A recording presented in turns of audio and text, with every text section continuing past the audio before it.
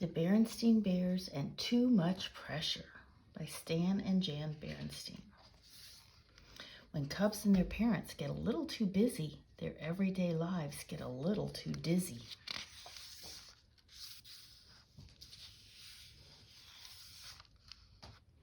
If someone were to ask you who Bear Country's busiest creatures are, you might answer that bees are the busiest. They gather nectar and pollen, make honey, guard the hive, and do all the other things that have earned them the title busy bees. Or you might answer that beavers are the busiest. They fell trees, make dams, and build lodges with secret underwater entrances. There's no question about it, beavers are certainly busy. But if you were to answer bees or beavers, you would be wrong, because the busiest creatures in Bear Country lately are none other than our friends, the bear family. The bears haven't always been so busy. They used to do things that most families do. They worked and played and went to school and visited friends, enjoyed nature, and once in a while, they sat around and did absolutely nothing. The bears hadn't planned on becoming so busy. It sort of sneaked up on them. First, there was Brother Bear in Little League, and then Sister got bitten by the ballet bug and started ballet class. When her best friend Lizzie Bruin started riding lessons, Sister just had to take that up too, and Brother wasn't about to be left out of something as exciting as horseback riding. That's how it was with the other activities. As soon as one of the cubs' friends signed up for something, Brother and Sister had to sign up too. Before anyone thought to say enough is enough, they were also signed up for swimming, gymnastics, soccer. They said soccer is how we get our kicks. Karate, art. She says, I call it flower with drips. And computer club. Talk about busy. Mama or Papa Bear had to drive Brother and Sister to all of these activities. Look how filled up their car is. Things got so complicated that Mama had to make a big schedule to keep things straight. Papa hung it on the wall. Schedule. Let's see, Sunday school, computer club, riding, karate, dentist, stamp club, gymnastics, basketball. They've got all kinds of things, don't they? The schedule was especially difficult on Friday, and today was Friday. Will someone answer the phone? Called Mama after the fourth ring. I'm busy getting things out of the freezer for tonight's dinner. Can't right now, shouted Sister from upstairs. I'm getting ready for ballet. Me neither, yelled Brother. I'm getting on my baseball stuff. Since Papa was out working on the car, Mama had to answer the phone. She reached it by the seventh ring. It seemed a lot longer to Gran on the other end. Hello, said Mama. Hello, dear, said Gran. Is everything all right? You sound a little breathless. Oh, just a little, said Mama. I was in the kitchen getting dinner out of the freezer. The cubs are upstairs getting dressed for ballet and baseball, and Papa... But before she could explain about Papa, her shoulder bag got tangled in the phone cord, which pulled the phone down with a clunk. What happened? Shouted Gran. There was an awful clunk.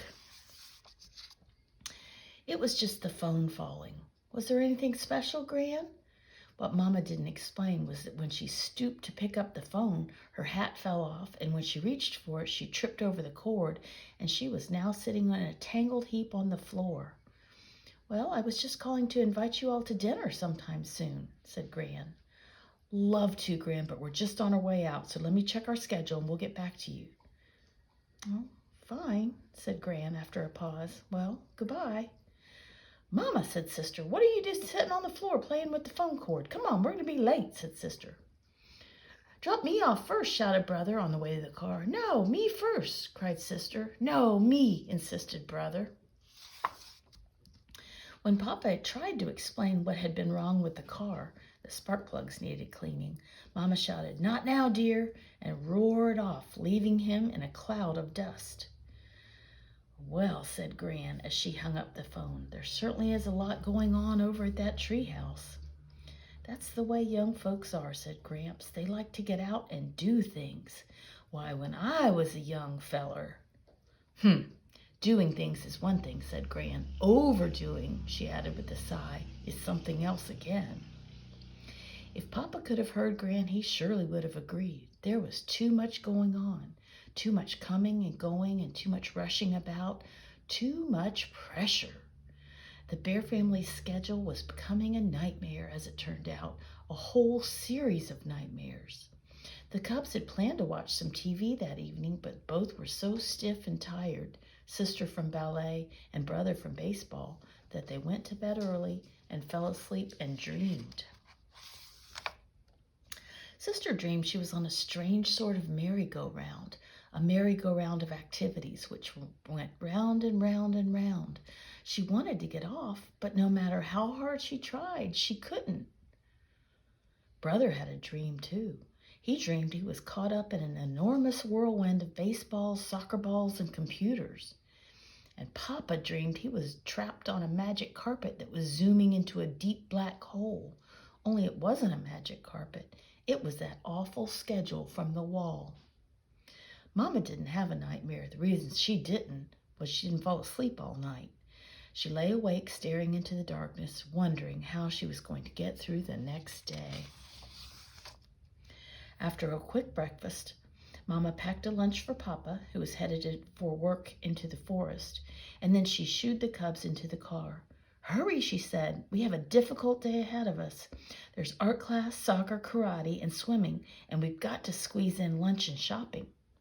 They climbed into the car, and she turned the key. But the engine wouldn't start. She tried again, but it still wouldn't start. Please, Mama, shouted Brother. Our karate instructor is very strict about being late. And the soccer coach is worse, yelled Sister. Mama tried again and again. Please, Mama, they screamed, jumping up and down in the back seat. But no matter how hard she tried, the car just would not start. Then Mama did something the Cubs had never seen her do before. She started to cry.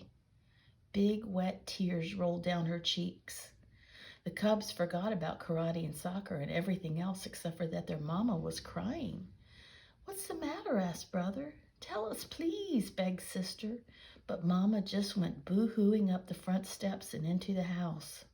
I bet it was scary to see their Mama crying, wouldn't it? Go get Papa, Sister said to Brother. I'll stay with Mama. Sister followed Mama up to her room where she fell on the bed sobbing. It was all Sister could do to keep from crying herself. It's Mama, you've got to come, shouted Brother as he reached Papa's workplace in the woods. He told Papa what happened. Papa could see that he was upset about Mama crying. Everybody cries once in a while, son.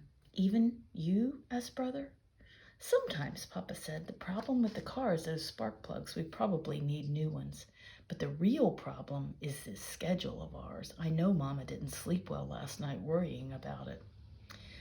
I didn't sleep too well either. I had this awful dream, admitted Brother. That makes two of us, said Papa. Sister had one too, said Brother as they reached the treehouse. Mama, stop crying, announced Sister as Papa and Brother came upstairs. That's right, Mama said, smiling through a few last tears. There's nothing like a good cry sometimes. And there's nothing like a little common sense about too much pressure, said Papa. So the Bears had a family meeting right then and there. The Cubs agreed that 2 after-school activities a week were more than enough. Brother chose baseball and computer club, and Sister chose ballet and horseback riding. True, they lost their title, the busiest family in Bear Country, but they went back to having a good time doing the everyday things that most families do. They worked and played and went to school and visited friends, enjoyed nature, and once in a while, they sat around doing absolutely nothing. The Berenstain Bears and too much pressure.